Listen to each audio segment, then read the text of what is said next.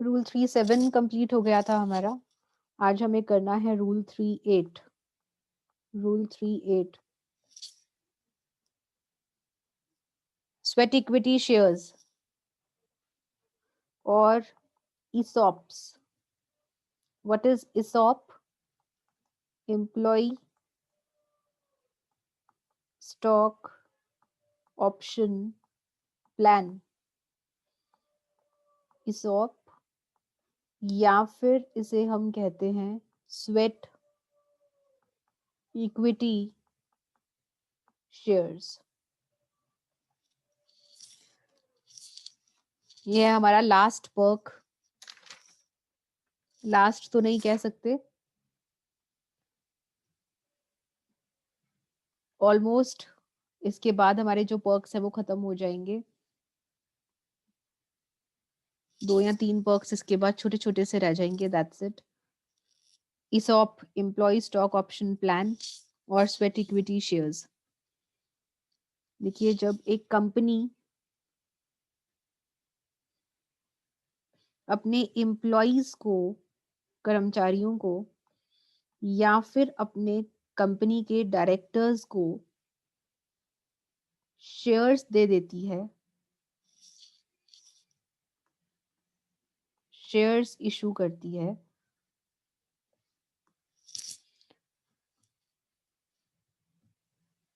कम दाम पर या फिर फ्री ऑफ कॉस्ट।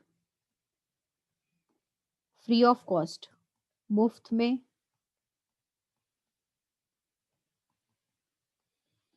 या फिर एट कंसेशनल रेट,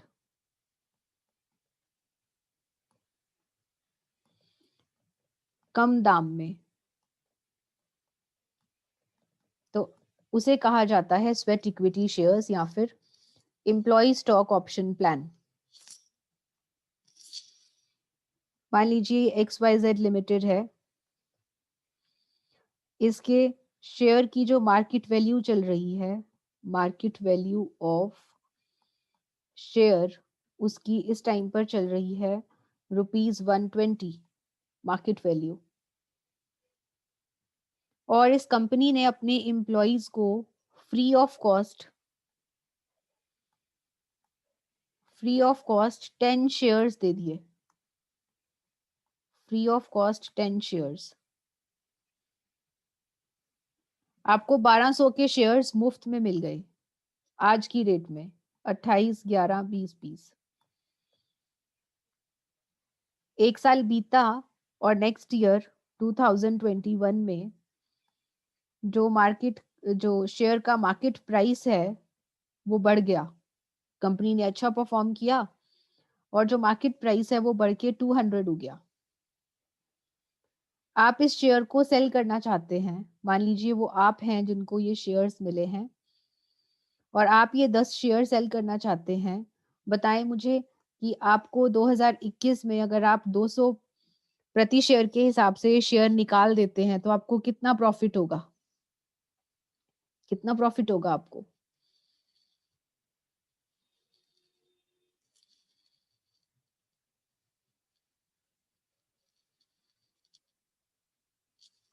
हाँ जी, in the chat box please.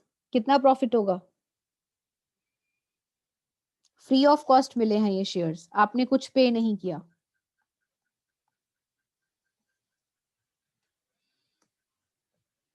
भैया आपको पूरे 2000 का प्रॉफिट हो गया ना, क्योंकि आपने पे तो कुछ भी नहीं किया।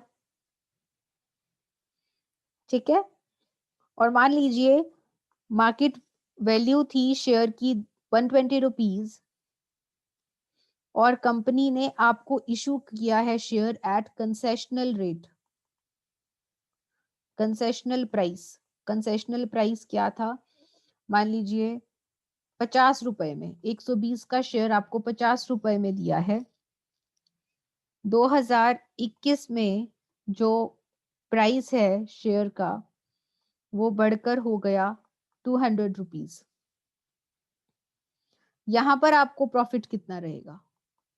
आपने सेल किए शेयर्स तो 200 माइनस आपकी कॉस्ट कितनी थी? 50 इंटू 10 शेयर्स। हाँ जी, 1500 का यहाँ पर आपको प्रॉफिट हो जाएगा। यहाँ पर प्रॉफिट कितने का होगा? यहाँ पर तो आपने कुछ पे किया ही नहीं था, सो यहाँ पर पूरे 2000 का प्रॉफिट आपका। This is known as employee stock option plan, जहां पे कंपनी आपको या तो फ्री में शेयर्स दे देती है या फिर आपको कंसेशनल रेट पर, सस्ते दाम पर जो शेयर्स हैं वो इशू कर देती है। ऐसे में वैल्यू ऑफ द पर्क कैसे कैलकुलेट करेंगे आप? What will be the value of Perk?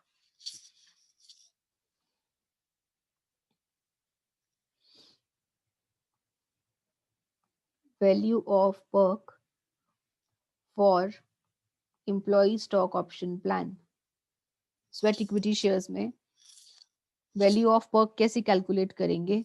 आपको देखना पड़ेगा कि जो शेयर है क्या वो लिस्टेड है या अनलिस्टेड। लिस्टेड ऑन recognized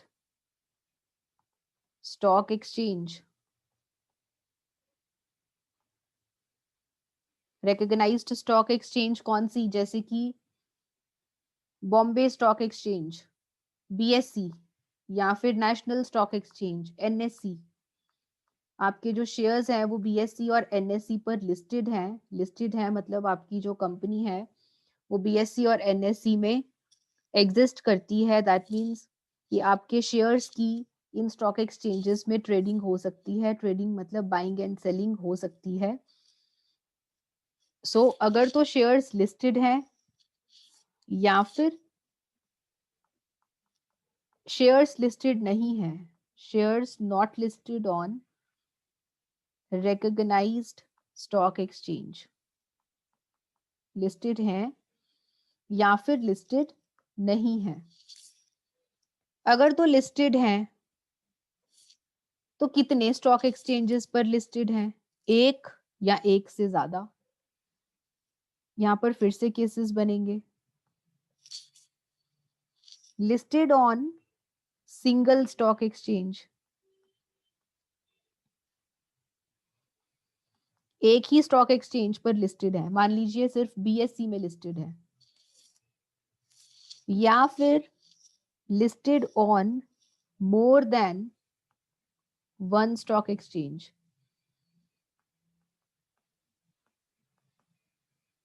एक से ज्यादा स्टॉक एक्सचेंज पर लिस्टेड है, मान लीजिए दोनों में लिस्टेड है, या तीन में लिस्टेड है, या चार स्टॉक एक्सचेंजेस में लिस्टेड है। और तीसरा, लिस्टेड तो है लेकिन ट्रेडिंग नहीं हो रही। लिस्टेड है but no trading on any stock exchange. Listed तो है लेकिन बाइंग और सेलिंग नहीं हो रही। आपके शेयर्स को ना कोई बाय कर रहा है ना कोई सेल कर रहा है। ये केसेस हो गए बेटा आपके। अगर तो सिंगल स्टॉक एक्सचेंज पर लिस्टेड है, मान लीजिए कि सिर्फ बीएससी पर लिस्टेड है आपके शेयर्स, तो वैल्यू ऑफ द पर्क क्या रहेगा?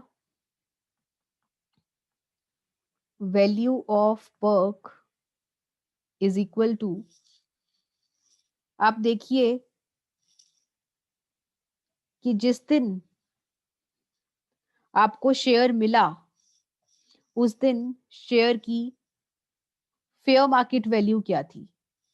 फेयर मार्केट वैल्यू कैसे निकलेगी? Opening price plus closing price upon 2। That means average कर लीजिए, ओपनिंग प्राइस और क्लोजिंग प्राइस का एवरेज कर लीजिए। एवरेज कैसे निकलता है? डिवाइडेड बाय 2 करके। ये आपकी हो जाएगी FMV, fair market value. This is your fair market value. Opening price plus closing price upon 2 कर दीजिए, ये आपकी फेयर मार्केट वैल्यू आ जाएगी। और इस फेयर मार्केट वैल्यू में से आप माइनस कर दें अगर आपने कुछ पे किया है, रिकवर्ड फ्रॉम एम्प्लॉय, जो बाकी है that will be the value of perk. ये तो हुआ जहां पे एक ही स्टॉक एक्सचेंज में आपके जो शेयर्स हैं वो लिस्टेड है। अब कभी कभी आपके जो शेयर्स हैं वो एक से ज्यादा स्टॉक एक्सचेंज में लिस्टेड होते हैं, तो उस केस में आप फेयर मार्केट वैल्यू कैसे कैलकुलेट करेंगे? Value of perk is equal to fair market value. और फेयर मार्केट वैल्यू यहाँ पर कैसे निकलेगी? बीएससी में भी लिस्टेड है, एनएससी में भी लिस्टेड है, दोनों में से जहां पे हाईएस्ट वॉल्यूम में ट्रेडिंग हो रही है, यहाँ पर 10,000 शेयर्स की ट्रेडिंग हो रही है और यहाँ पर 1 लाख शेयर्स की ट्रेडिंग हो रही है। तो हाईएस्ट वॉल्यूम कहां पर ट्रेड हो रही है? एनएससी में। तो उस स्टॉक एक्सचेंज में को देखिए, जिस स्टॉक एक्सचेंज में हाईएस्ट वॉल्यूम ट्रेड हो रहा है, उस एक्सचेंज में ओपनिंग प्राइस क्या है और क्लोजिंग प्राइस क्या है, उसका एवरेज कर लीजिए और माइनस कर दीजिए रिकवर्ड फ्रॉम एम्प्लॉय। बाकी आपकी आ जाएगी वैल्यू ऑफ पर्क। ये एफएमवी आपको कहां पर लेना है? उस स्टॉक एक्सचेंज पे, on the stock exchange with highest trading volume, जहां ज्यादा ट्रेडिंग हो रही है।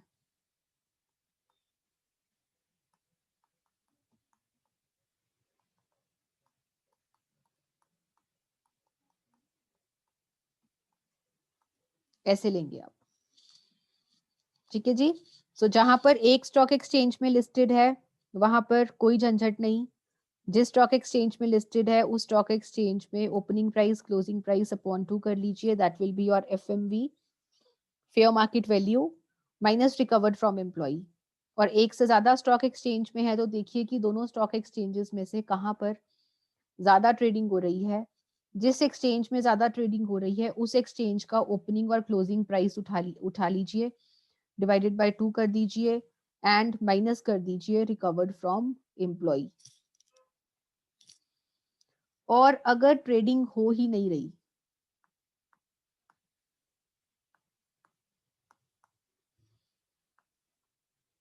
ना बीएससी में ट्रेडिंग हो रही है, लिस्टेड तो आपके दोनों एक्सचेंजेस में है शेयर्स, लेकिन आपके शेयर्स में अभी ट्रेडिंग नहीं हो रही कोई, तो ऐसे में वैल्यू ऑफ पर्क क्या होगी? Value of perk will be, आप देखिए कि जिस दिन आपको शेयर्स मिले, जिस दिन आपने शेयर्स लेने का ऑप्शन एक्सरसाइज किया, उससे पिछली डेट पर चले जाइए, कहीं कभी ना कभी तो ट्रेडिंग हुई होगी। जिस दिन ट्रेडिंग हुई होगी वो उसका क्लोजिंग प्राइस उठा लीजिए, ओपनिंग नहीं लेना यहां पर। Closing price on the date immediately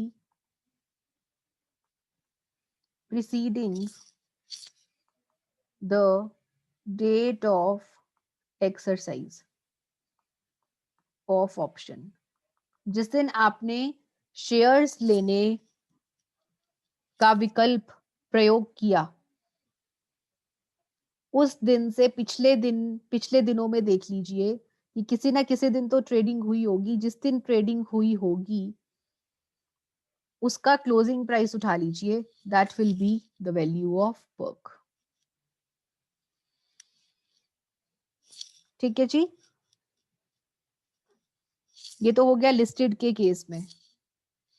अब सेकंड है जहां पर आपका जो शेयर्स हैं वो लिस्टेड है ही नहीं, किसी भी स्टॉक एक्सचेंज पर लिस्टेड नहीं है, तो वहां पर आपके शेयर की वैल्यू कैसे निकलेगी? इस केस में value of perk is equal to fair market value as determined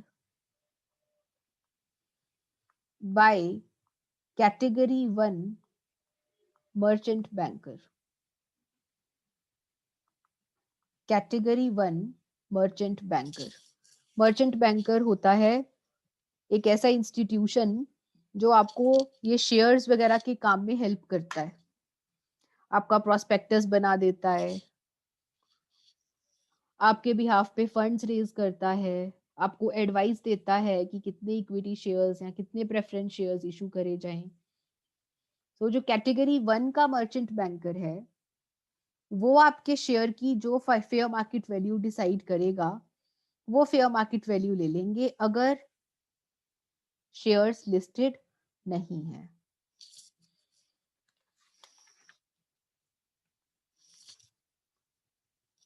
और इसके अलावा अगर आपको ऐसी सिक्योरिटीज मिलती हैं other than equity shares,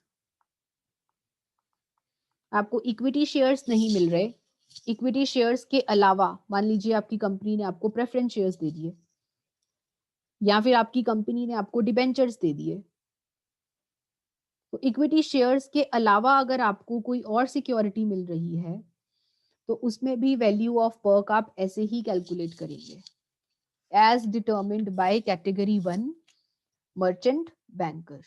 So you have 3 cases here. This is case 1, this is case 2 and this is case 3. Revise करते हैं। सबसे पहले तो एम्प्लॉय स्टॉक ऑप्शन प्लान क्या होता है? जब आपकी कंपनी आपको शेयर्स दे देती है, अपने एम्प्लॉयज को या डायरेक्टर्स को शेयर्स देती है या तो फ्री ऑफ कॉस्ट या फिर कम दाम में, उसे आप कहते हैं एम्प्लॉय स्टॉक ऑप्शन प्लान। और एम्प्लॉय स्टॉक ऑप्शन प्लान में आपको जो शेयर्स या फिर सिक्योरिटीज मिलती हैं उसकी आप वैल्यू कैसे निकालेंगे, किस वैल्यू के ऊपर टैक्स पे करना है आपको ये कैलकुलेट करना होगा। और वो कैसे कैलकुलेट करेंगे ये डिपेंड करेगा कि जो आपके शेयर्स हैं वो लिस्टेड हैं या नॉट लिस्टेड हैं। अगर शेयर्स लिस्टेड हैं तो देखिए सिंगल एक्सचेंज पर लिस्टेड हैं या एक से ज्यादा स्टॉक एक्सचेंजेस पर लिस्टेड हैं, या फिर लिस्टेड तो है लेकिन ट्रेडिंग नहीं हो रही। अगर एक स्टॉक एक्सचेंज पर लिस्टेड है तो वैल्यू ऑफ द पर्क कैसे निकालेंगे? आपको फेयर मार्केट वैल्यू निकालनी होगी। और फेयर मार्केट वैल्यू कैसे निकालेंगे आप? ओपनिंग और क्लोजिंग प्राइस देखिए अपॉन 2 कर दीजिए, एवरेज ले लिया, उसमें से माइनस कर देंगे रिकवर्ड फ्रॉम एम्प्लॉय। और अगर एक से ज्यादा स्टॉक एक्सचेंज पर लिस्टेड हैं तो देखिए कि दोनों स्टॉक एक्सचेंजेस में से सबसे ज्यादा ट्रेडिंग कहाँ पर हो रही है। जिस एक्सचेंज में ज्यादा ट्रेडिंग हो रही है उसका ओपनिंग एंड क्लोजिंग स्टॉक, उसका ओपनिंग एंड क्लोजिंग प्राइस उठाना है, उसका एवरेज करना है, that will be your fair market value. और अगर ट्रेडिंग नहीं हो रही है, अगर ट्रेडिंग नहीं हो रही तो पास्ट में, भूतकाल में कभी ना कभी तो ट्रेडिंग हुई होगी। तो देखें कि पहले कब ट्रेडिंग हो रखी है, जिस दिन ट्रेडिंग हो रखी होगी उसका क्लोजिंग प्राइस उठा लीजिए, वो आपकी फेयर मार्केट वैल्यू बन जाएगी। और अगर लिस्टेड है ही नहीं तो आप कैटेगरी 1 मर्चेंट बैंकर के पास जाएंगे और जो कैटेगरी 1 मर्चेंट बैंकर उस शेयर की फेयर मार्केट वैल्यू निकालेगा वही आपका पर्क की वैल्यू होगी। और सिमिलरली अगर इक्विटी शेयर्स के अलावा कोई और सिक्योरिटी है, डिबेंचर्स हैं या प्रेफरेंस शेयर्स हैं या बॉन्ड्स हैं, तो ऐसे में अगेन आप कैटेगरी 1 मर्चेंट बैंकर के पास जाएंगे और वो जो फेयर मार्केट वैल्यू कैलकुलेट करेगा that will be the value of perk. इस वैल्यू के ऊपर आपको टैक्स पे करना होगा। ठीक है जी, this is it in ESOP, employ stock option plan. किसी को कोई प्रॉब्लम है तो चैट बॉक्स में मेंशन कीजिए। ESOP में किसी को कोई प्रॉब्लम है तो मेंशन कीजिए प्लीज, फिर आगे बढ़ते हैं।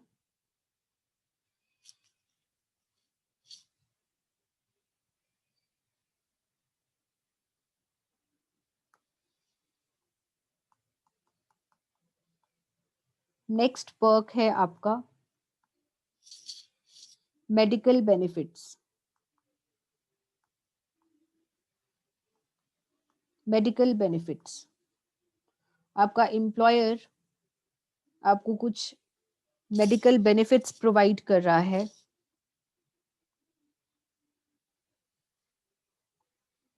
दो parts, medical facilities in India, India में प्रोवाइड कर रहा है या फिर इंडिया से बाहर, मेडिकल फैसिलिटीज आउटसाइड इंडिया। अगर आपको या आपके फैमिली मेंबर्स को मेडिकल फैसिलिटीज इन इंडिया मिल रही हैं तो इसके भी दो पार्ट्स हैं। फर्स्ट, मेडिकल ट्रीटमेंट से रिलेटेड, कोई मेडिकल इलाज चल रहा है, या फिर दूसरा हेल्थ इंश्योरेंस, आपका एम्प्लॉयर आपको हेल्थ इंश्योरेंस या फिर मेडिकल इंश्योरेंस लेकर दे रहा है। दो तरह के खर्चे कर सकता है आपका एम्प्लॉयर। तो अगर आपको मेडिकल ट्रीटमेंट की फैसिलिटी मिल रही है तो आप ये देखेंगे कि हॉस्पिटल किसका है। अगर तो हॉस्पिटल मेंटेन्ड बाय एम्प्लॉयर है, एम्प्लॉयर का खुद का अस्पताल है और उसमें आपके या आपके फैमिली मेंबर्स का किसी तरह का कोई इलाज चल रहा है, तो value of perk is nil, exempt है, एग्जेम्प्ट। सेकंड, अगर हॉस्पिटल ऐसा है जो कि maintained by central government, state government या लोकल अथॉरिटी, सरकारी अस्पताल है, सरकारी अस्पताल से इलाज चल रहा है, तो भी आपको कोई टैक्स पे नहीं करना, कितने का मर्जी बिल बने आपको टैक्स पे नहीं करना। तीसरा, hospital maintained by any person, किसी और पर्सन द्वारा मेंटेन्ड है but approved by government, government द्वारा अप्रूव्ड है, अप्रूव्ड बाय गवर्नमेंट। ऐसे में भी अगर आपके एम्प्लॉयर का कितना भी खर्चा क्यों ना हो रहा हो इलाज के ऊपर, आपको कोई टैक्स पे नहीं करना। Hospital approved by chief commissioner of income tax, कोई भी हॉस्पिटल हो अगर उसको chief commissioner of income tax ने अप्रूव कर रखा है तो भी वैल्यू ऑफ पर्क निल है। लेकिन यहाँ पर देखने वाली बात है कि यहाँ पर सिर्फ स्पेसिफाइड डिजीजेस का इलाज हो सकता है। अगर डिजीज स्पेसिफाइड नहीं है, निर्धारित डिजीज, बड़ी बड़ी जो क्रॉनिक डिजीज होती हैं जैसे कि कैंसर एटसेट्रा, सिर्फ उन्हीं के लिए वैल्यू ऑफ द पर्क निल रहेगा। छोटी मोटी बीमारियों के लिए अगर आप ऐसे अस्पताल में जा रहे हैं तो आपको टैक्स पे करना होगा। और अगर प्राइवेट हॉस्पिटल से इलाज चल रहा है एम्प्लॉय का या एम्प्लॉय के फैमिली मेंबर्स का, तो यहाँ पर फुली टैक्सेबल, कोई छूट नहीं है, यहाँ पर फुली टैक्सेबल है। ये इंपॉर्टेंट है, ये दो पॉइंट्स थोड़े से इंपॉर्टेंट हैं आपके।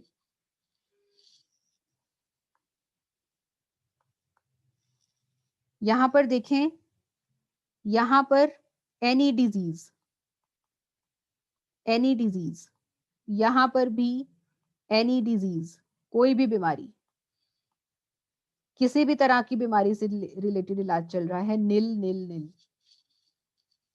लेकिन जो hospital chief commissioner income tax द्वारा अप्रूव्ड है उसमें सिर्फ और सिर्फ स्पेसिफाइड डिजीजेस के लिए छूट मिलेगी।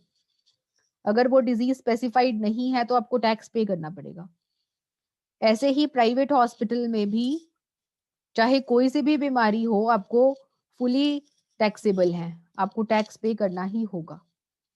और अगर आपका एम्प्लॉयर हेल्थ इंश्योरेंस या मेडिकल इंश्योरेंस लेकर आपको दे रहा है, इसका प्रीमियम एम्प्लॉयर पे कर रहा है, premium paid by employer,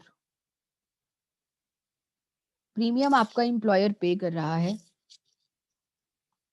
employee के लिए, फॉर एम्प्लॉई या एम्प्लॉई के फैमिली मेंबर्स के लिए।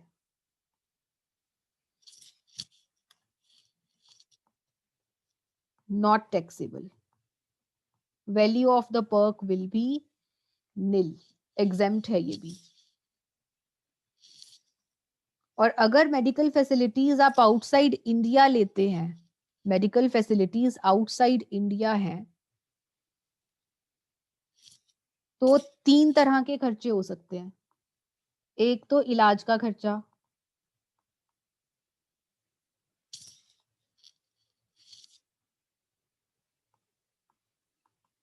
इलाज का खर्चा आपका एम्प्लॉयर पे कर रहा है।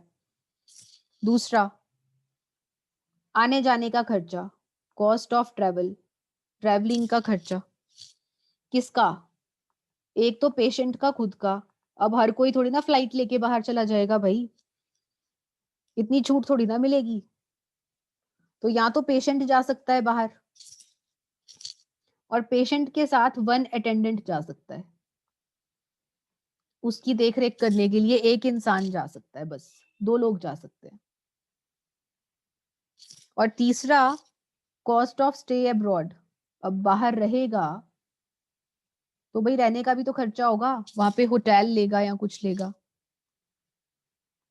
लेकिन सिर्फ 2 लोगों का, एक तो पेशेंट का खुद का एंड 1 अटेंडेंट, एक अटेंडेंट जो उसके साथ जाए, इन 2 लोगों का खर्चा। कितनी छूट मिलेगी? Exempt as permitted by RBI, जितना रिजर्व बैंक ऑफ इंडिया से परमिशन मिलेगी उतने तक की छूट। ये कॉस्ट ऑफ ट्रेवल एग्जेम्प्ट तभी रहेगी अगर उसकी ग्रॉस टोटल इनकम 2 लाख तक है, मतलब कि वो गरीब एम्प्लॉय है एक तरह से, 2 लाख से कम वाला एम्प्लॉय है, इनकम उसकी कम है। अगर उसकी इनकम कम है तो उसको छूट मिल जाएगी, उसको टैक्स पे नहीं करना पड़ेगा, सिर्फ उसके खुद के लिए और अटेंडेंट के लिए। और तीसरा, स्टे अब्रॉड, स्टे अब्रॉड का खर्चे की छूट आपको मिल जाएगी, लेकिन उतने की जितना की आरबीआई परमिट करे, अलाउ करे। ठीक है जी, दोबारा से देखते हैं मेडिकल फैसिलिटीज। आपका एम्प्लॉयर आपको मेडिकल फैसिलिटीज दे रहा है इलाज के लिए या फिर हेल्थ इंश्योरेंस के लिए, इन इंडिया या आउटसाइड इंडिया। अगर इंडिया में ही इलाज चल रहा है, इम्प्लॉय अपना इलाज करवा सकता है या अपने फैमिली मेंबर्स का इलाज करवा सकता है। पहले तो आप ये देखिए कि फैमिली मेंबर्स में कौन आएगा। नोट, फैमिली मेंबर्स में कौन कौन आएगा? चाए, ताए, चाचे, चाचियां सब आ जाएंगे? ना जी, फैमिली का मतलब है आपका पति या पत्नी, स्पाउस, या फिर आपके बच्चे, या फिर आपके पेरेंट्स। पेरेंट्स लेकिन अगर वो डिपेंडेंट हैं आपके ऊपर, डिपेंडेंट पेरेंट्स आपके ऊपर निर्भर करते हैं वो। आपके ब्रदर्स एंड सिस्टर्स भी आ सकते हैं, लेकिन अगर वो डिपेंडेंट हैं, डिपेंडेंट ब्रदर्स एंड सिस्टर्स।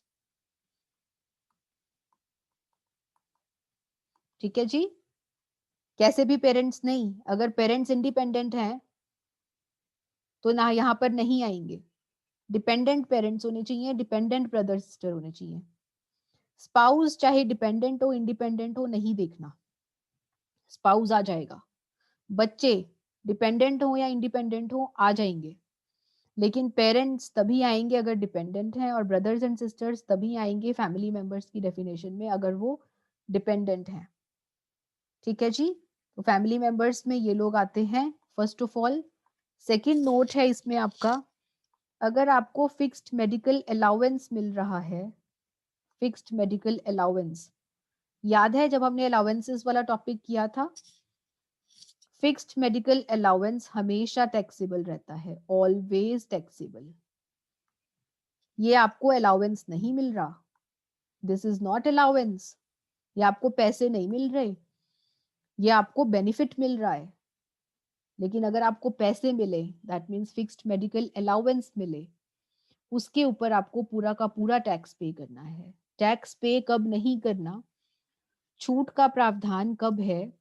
जब आपको खर्चा नहीं मिल रहा, बल्कि आपका एम्प्लॉयर आपको फैसिलिटीज प्रोवाइड कर रहा है, आपका इलाज खुद करवा रहा है, आपके हाथ में पैसे नहीं आ रहे हैं, आपका इलाज हो रहा है, पैसे कौन पे कर रहा है? आपके बिहाफ पे एम्प्लॉयर पे कर रहा है, वो पर्क्स में आता है। सो पर्क में और अलाउंस में फर्क है। अगर आपको अलाउंस मिलेगा तो वो टैक्सेबल होगा, और अगर आपको मेडिकल फैसिलिटीज मिल रही हैं तो वो उनके ऊपर आपको छूट मिल सकती है, डिपेंडिंग अपॉन कि आप इलाज कहाँ से करवा रहे हैं। अगर इलाज चल रहा है एम्प्लॉयर के खुद के अस्पताल से, आपको टैक्स पे नहीं करना। अगर इलाज चल रहा है सरकारी अस्पताल से, टैक्स पे नहीं करना। अगर इलाज चल रहा है एक ऐसे अस्पताल से जो कि गवर्नमेंट द्वारा अप्रूव्ड है, तो आपको टैक्स पे नहीं करना। अगर इलाज चल रहा है एक ऐसे अस्पताल से जो कि chief commissioner of income tax द्वारा अप्रूव्ड है, तो आपको टैक्स नहीं पे करना यदि जो बीमारी है वो स्पेसिफाइड है। लेकिन यदि आप प्राइवेट हॉस्पिटल से इलाज करवाते हैं तो आपको पूरा टैक्स पे करना पड़ेगा। आपकी जो वैल्यू ऑफ वर्क है उसके ऊपर आपको टैक्स पे करना होगा।